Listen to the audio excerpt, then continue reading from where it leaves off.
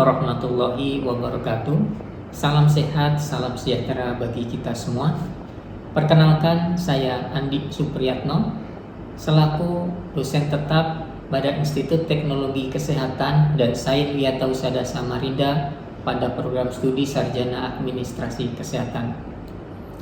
Video kali ini merupakan syarat kelulusan Serdos dalam pernyataan diri dosen unjuk kerja Tridharma Perguruan Tinggi khususnya dalam bidang pengajaran. Kali ini saya akan memaparkan secara komprehensif mata kuliah yang saya ampu, yaitu Manajemen Sumber Daya Manusia. Mata kuliah ini berbobot 2 SKS teori dan merupakan mata kuliah wajib pada semester 5. Fokus penjelasan daripada mata kuliah ini mengacu pada 3 aspek, yaitu delivery, interaction, dan assessment atau yang disingkat dengan DIA. Pada mata kuliah MSDM ini, mahasiswa akan diajarkan bagaimana dan memperkenalkan konsep, praktik, fungsi manajemen SDM organisasi kesehatan. Fokus utamanya adalah bagaimana mengelola tenaga kesehatan secara efektif dan efisien mulai dari perencanaan hingga pengembangan profesional. Setelah mengikuti mata kuliah ini, diharapkan mahasiswa mampu memahami prinsip-prinsip dasar MSDM, menganalisa kebutuhan dan penyusunan pengelolaan SDM, serta mengaplikasikan teori dalam konteks organisasi kesehatan. Adapun mata kuliah ini terdiri dari 14 kali pertemuan untuk materi, 1 kali pertemuan untuk UTS, dan 1 kali untuk UAS. Materi yang diajarkan antara lain yang pertama, globalisasi manajemen sumber daya manusia. Yang kedua adalah MSDM dan tantangan yang dihadapi. Yang keempat ada orientasi karyawan. Kemudian yang kelima rekrutmen dan seleksi. Kemudian yang kelima ada staffing karyawan. Yang keenam pelatihan dan pengembangan SDM. Yang ketujuh penilaian kinerja. Yang kedelapan penghargaan karyawan. Dan yang terakhir adalah pengembangan SDM berbasis kompetensi. Dalam proses pembelajaran pada mata kuliah ini mengacu pada beberapa metode. Yang pertama adalah ceramah interaktif, kemudian studi kasus, lalu diskusi kelompok, kemudian proses based learning, yang terakhir adalah simulasi. Adapun penilaian yang dilakukan secara komprehensif pada mata kuliah ini adalah yang pertama kehadiran dan presensi itu 20%, untuk tugas 30%, untuk ujian tengah semester 20%, dan untuk ujian akhir semester 30%. Untuk video selanjutnya akan kita tampilkan pelaksanaan pembelajaran pada mata kuliah MSDM pertemuan ke-6 dengan materi seleksi dan rekrutmen karyawan. Selamat menyaksikan. Assalamualaikum warahmatullahi wabarakatuh. Waalaikumsalam warahmatullahi wabarakatuh. Selamat pagi semua. Pagi, Pak. Mana kabarnya hari ini? Baik. Sudah sarapan belum? Belum. Yang belum. Oke. Baik. Hari ini kita ketemu lagi untuk belajar tentang mata kuliah manajemen sumber daya manusia. Hari ini kita masuk ke pertemuan ke-6. Masih ingat kemarin pertemuan ke-5 apa? Tentang apa? Orientasi karyawan, Pak. Oke, good. Orientasi karyawan. Masih ingat apa orientasi karyawan kemarin? Ya, Pak. Apa? Orientasi karyawan itu merupakan suatu program yang bertujuan untuk memperkenalkan tentang kehidupan sosial, budaya, dan lingkungan kerja yang mana di sekitar tempat kerja itu harus disampaikan kepada karyawan, Pak. Oke, good. Lagi, masih ingat? Sekarang kualifikasi atau macam dari orientasi apa? Kemarin ayo. Masa 3 billion terus yang jawab. Yang lain? Oh. Apa buah? Dalam orientasi ini yang saya tahu itu manfaat siswa di mana yang sudah kita pelajari sebelumnya itu manfaat orientasi ini kita beradaptasi di mana di sini mengurangi perasaan diasingkan ataupun kecemasan dan merasa ditinggalkan. Oh, oke. Jadi masih ingat ya? Jadi terus dipelajari, nanti jangan berbabak lagi, lupa lagi mata kuliah atau pembahasan yang lalu gitu ya. Sekarang kita masuk pada seleksi dan penempatan ya. Tapi sebelum kita masuk ke sini, sebelum Bapak jelaskan, ini Bapak ada sedikit video singkat. Nanti silakan ditelaah ya. Kakak dipelajari apa yang bisa Anda pelajari dari video ini.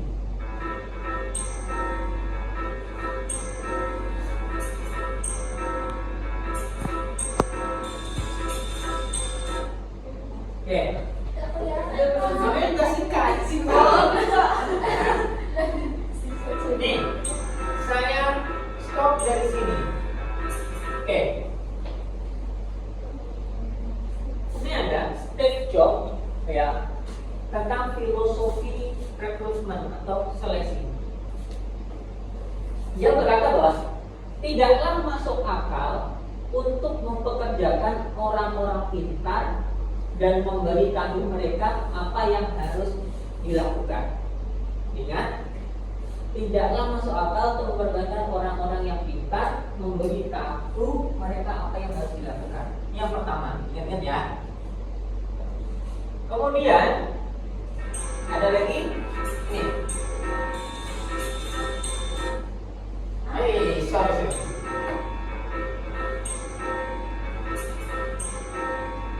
Nah, ini yang kedua. Kami mempekerjakan orang-orang pintar sehingga mereka dapat memberitahu kami apa yang harus dilakukan. Ya. Jadi ada dua sesi atau dua pernyataan. Yang pertama kata nih, tidak masuk akal kami mempekerjakan orang-orang pintar dan memberitahu apa yang harus dilakukan. Nah, sekarang kita ambil titik tengah. Yang kedua, kami mempekerjakan orang-orang pintar sehingga mereka dapat memberitahu kami apa yang harus dilakukan. Kalian setuju pernyataan pertama atau kedua? Oke, kenapa saya? Ya. Jelaskan. Ya, Pak.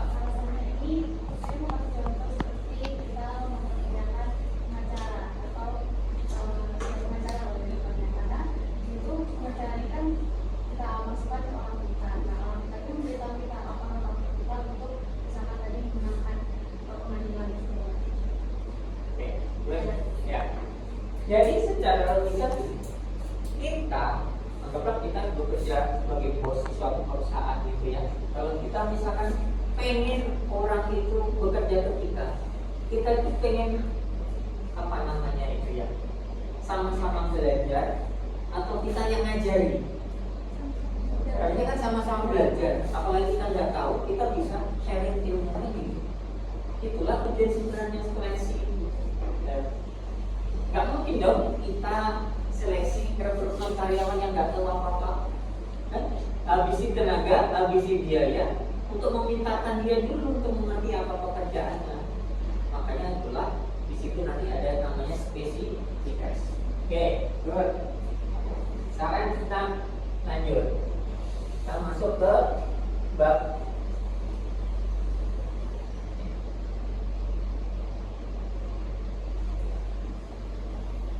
ya. Seleksi dan penempatan adalah proses penting dalam organisasi untuk memastikan bahwa karyawan yang tepat berada di posisi yang tepat. Makanya ada istilah the right man on the right place. The right man on the right place. Oh, itu sering. Pengertian seleksi. Nih. Adalah proses memilih kandidat terbaik dari kumpulan pelamar yang mengisi posisi tertentu. Ya. Kenapa sih kecap itu selalu nomor satu? Ya kan? Kan itu. Kenapa sih misalkan rasa itu selalu nomor satu, enggak dibalut beneran nomor dua gitu? Kenapa enggak? Karena sudah fitrah manusia itu pasti menginginkan yang terbaik. Mau itu produk, ya, maupun itu rasa pasti pilih yang paling enak. Mau karyawan itu pasti pilih yang terbaik. Ya. Kenapa harus pilih yang terbaik? Ya supaya bisa apa? Ya pasti membantu tujuan organisasi, ya kan? Memilih kandidat terbaik karena namanya terbaik. Biasanya yang melamar tuh biasanya banyak sedikit. Semakin banyak pelamar, maka semakin besar peluang perusahaan untuk mendapatkan yang terbaik. Itu. Nah, ruginya. Ini pelamar loh, TK-nya 3,5. Ini adanya 3,6. Pasti orang pilih secara naluri, pilih yang 3,6. Masih seperti itu. Oh ini ada yang S1. Oh ini pelamar ada yang S2. Pasti orang pilih yang S2. Sudah nalurinya. Oke. Sedangkan penempatan, proses penempatan kandidat yang terpilih pada posisi yang sesuai dengan keahlian dan kompetensinya. Banyak ada di CV, ya, di awal, lalu spesifikasinya itu pasti dicantumkan. Oh, kami butuhkan ini, ya, kompetensi ini, minimal ijazahnya ini, pengalaman kerjanya ini, itu semua ditampilkan. Oke, next. Tujuan seleksi dan penempatan, ya. Meningkatkan kinerja, ya. Karyawan yang tepat pada posisi yang tepat akan meningkatkan efisiensi dan efektivitas karena memang dia sesuai dengan kompetensi, sesuai keahliannya. Ya. Jangan orang misalkan orang komputer, misalkan kerjain hasil kan nggak mungkin. Ya, kita harus masih atau posisi yang tepat. Kedua, menurunkan turnover. Kalian pernah dengar ya sih orang yang sering pindah-pindah kerja? Nah kan? Walaupun banyak sekali macam alasannya. Ya, ada yang bosan, ada yang tidak betul-betul gitu. Ada yang sesuai dengan visi misinya, tidak cocok dengan gajinya. Ya. Itu turnover karena mereka tidak puas. Pasti ada sesuatu masalah, ada sesuatu yang tidak puas. Ya.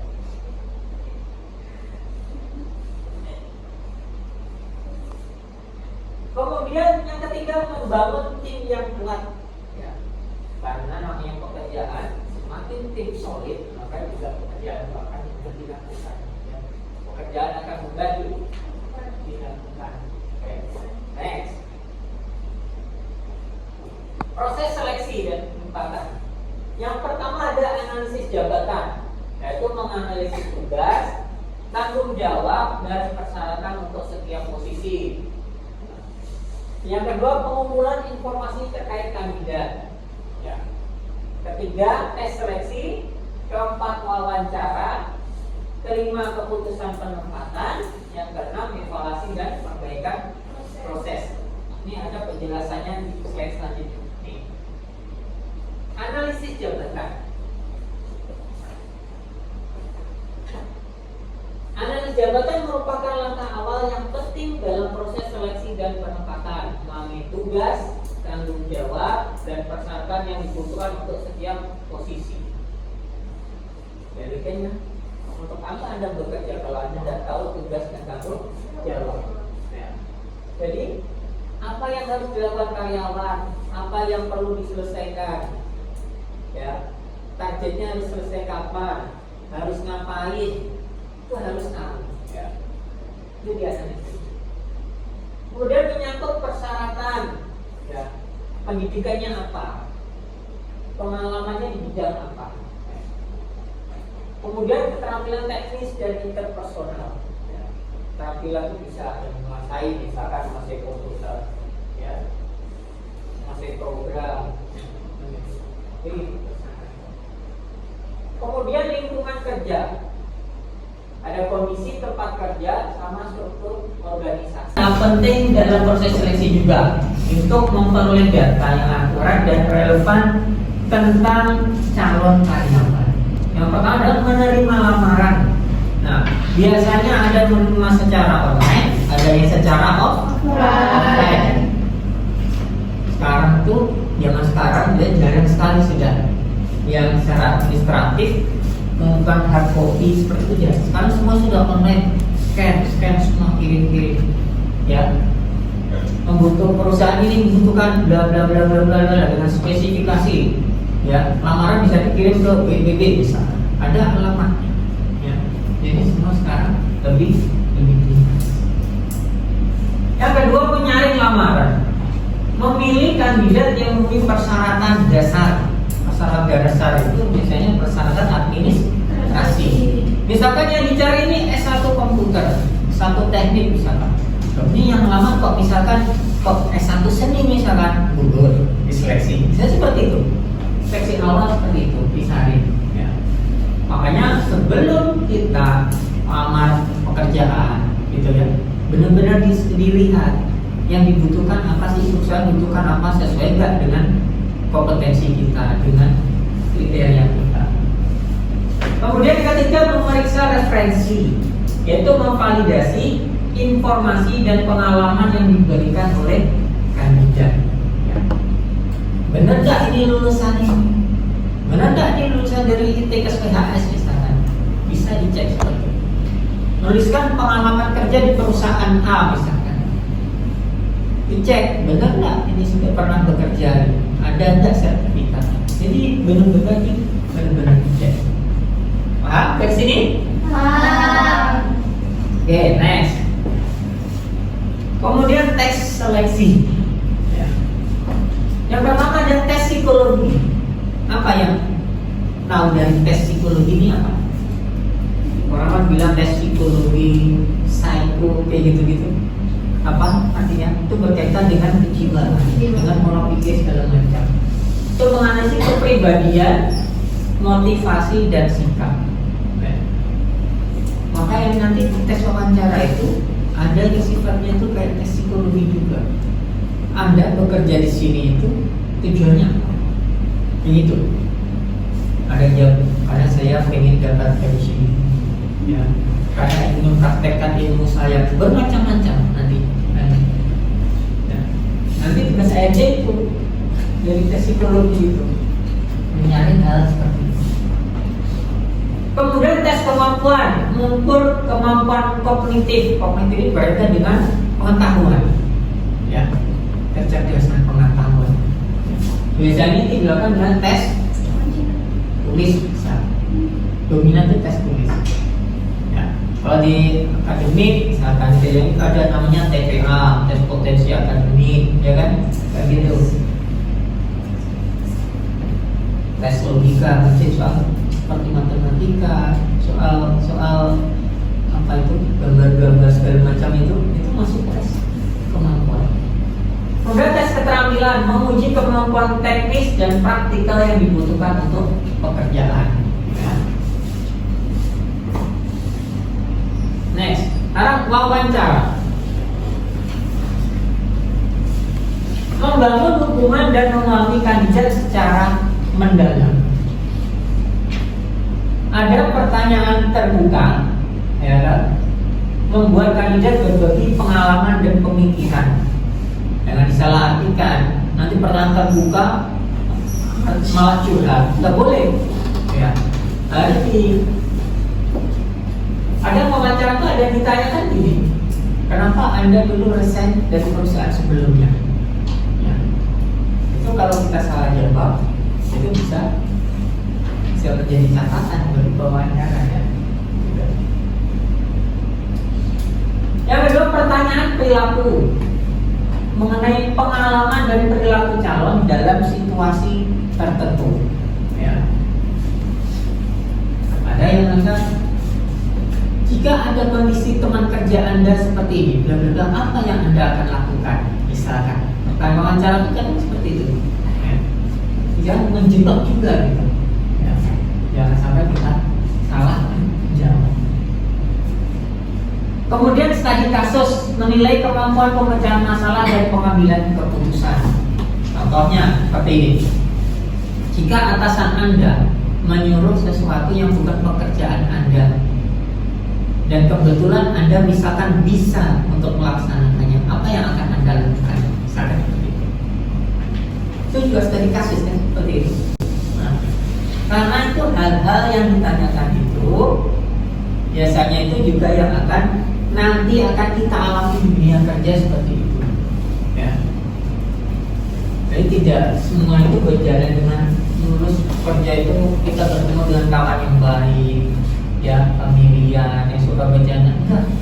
Jadi bermacam-macam karakter akan kita temui. Makanya ini perlu tes-tes seperti ini. Keputusan penempatan, ya. Memilih kandidat yang paling sesuai dengan persyaratan dan kebutuhan posisi. Ya. Penawaran kerja, mengajukan penawaran kerja kepada kandidat yang terpilih. Nanti Anda misalkan kalau diterima di sini, Anda akan ditempatkan di sini. Anda sudah tahu tanggung jawab, sudah tahu konsekuensinya, sudah tahu misalkan ribetnya apa, ya. Jadi gitu. Kemudian orientasi dan pelatihan, memberikan orientasi dan pelatihan untuk memperkenalkan karyawan baru dengan organisasi dan peran mereka. Kayak tadi kemarin kita belajar tentang orientasi, kan ada orientasi organisasi, ada orientasi unit kerja. Ya. Semua itu penting disebutkan. Artinya untuk profiling kita, profiling ke perusahaan. Katanya ada istilah tak kenal maka tak sayang, kan gitu kan. Dimana kalau kita kerja nyaman kalau kita tidak mengetahui latar belakang maksudnya jati diri perusahaan gitu, atau organisasi kita. Oke, next. Setelah semua itu dilakukan, ya, ada analisis jabatan, ya, ada tes, ada wawancara, segala macam. Setelah dilakukan semua sampai penempatan, kira-kira adalah lakukan evaluasi dan perbaikan. Evaluasi dan perbaikan. Meningkatkan efektivitas dan efisiensi proses rekrutmen di masa depan. Itu tujuannya. Jadi setiap kegiatan itu harus dievaluasi. Oh, kan kemarin proses rekrutmen seperti ini, sehingga menghasilkan karyawan yang bla bla bla, yang bagus, yang tidak bagus, yang sedang, misalkan gitu. Itu juga sebagai bahan evaluasi. Oh, mungkin nanti teknisnya, evaluasi rekrutmennya perlu ada yang dirubah, misalkan seperti itu. Ada yang perlu dipertahankan. Oh, mungkin nanti tesnya ada ditambah, misalkan.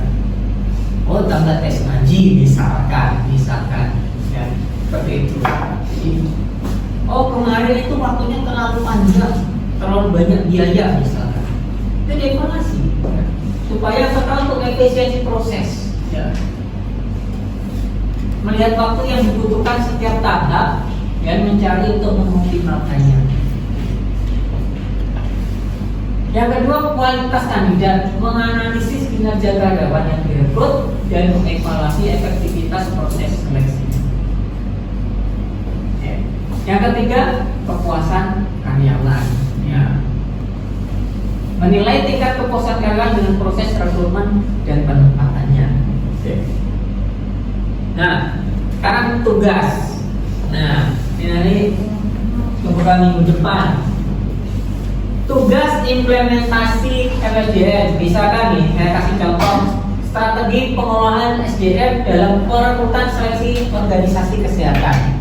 Kalian boleh pilih mau rumah sakit, mau klinik, mau apotek, atau klinik atau institusi kesehatan lainnya boleh. Ya. Nanti kalian pilih organisasinya yang pertama. Kedua, analisis tantangan MSDM-nya, baru rancangan strategi MSDM-nya.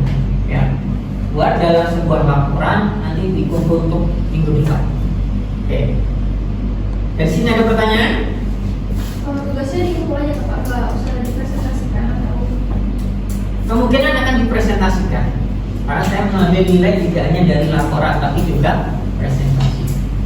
Oke. Oke, mungkin itu dulu yang untuk pembelajaran kita hari ini. Mudah-mudahan nanti tugasnya juga cepat selesai. Terus semangat, terus belajar. Oke? Oke, terima kasih semuanya. Saya akhiri. Assalamualaikum warahmatullahi wabarakatuh.